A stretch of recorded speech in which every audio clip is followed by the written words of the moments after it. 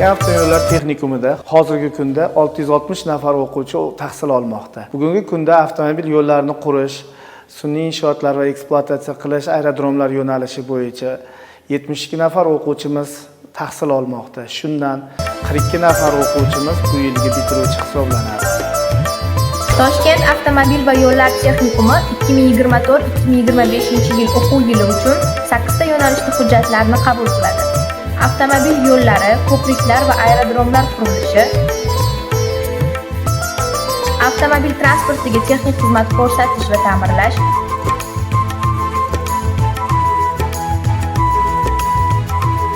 tashishni tashkil etish va transportni boshqarish,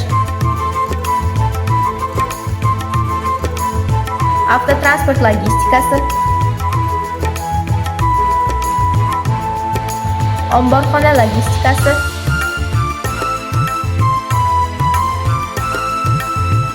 buxgalteriya hisobi va audit, menejment,